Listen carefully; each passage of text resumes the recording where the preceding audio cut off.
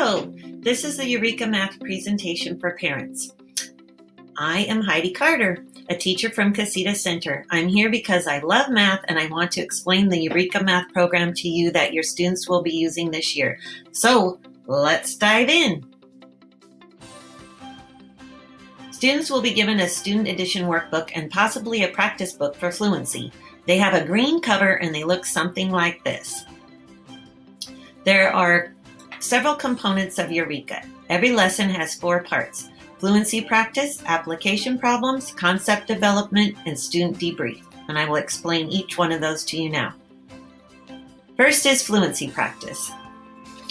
Fluency practice is the beginning of the lesson, usually lasting 10 to 15 minutes. Students work on patterns, taking numbers apart and putting them back together a different way. Math facts, some of these are called sprints, place value, etc., in a variety of short practice methods. Sometimes these activities are to warm up their brains. Others are to practice what was learned previously. Still others are designed to lead into the math concepts for that day. Some are to help with learning facts automatically.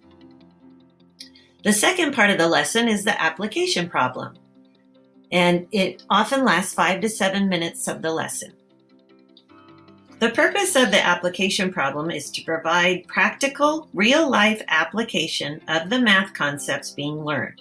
Students are given one problem, some may have several parts, to solve on their own after the class reads it through several times together. Students may struggle through these, but that is okay. They get better as they continue to practice daily. Believe me, I have seen this happen in my class and it is amazing. For the solutions portion, the teacher then selects several students who solved the problem differently to share how they got their answers, explaining their process clearly to their peers.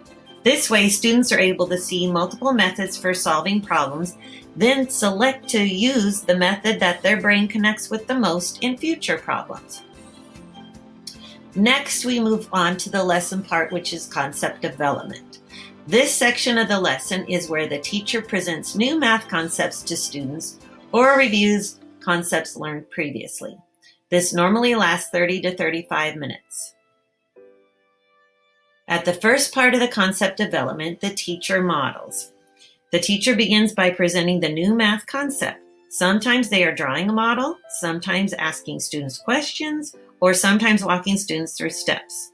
In the middle portion of this concept development, some new problems are then done together as a class with the teacher guiding the students through the steps of each problem and asking them questions along the way. In the third section, when the teacher feels students are ready, they are given problem sets to work on independently for about 10 minutes. These problems start out with basic problems and work up to harder problems to differentiate for all students. In the final section, the student debrief, there are 3 parts: the teacher asking questions, the students deep thinking, and connections being made. During the teacher question section, the students review their solutions for the problem set and the total lesson experience. The teacher then leads a discussion asking several deeper level questions to get students really thinking about their learning for the day.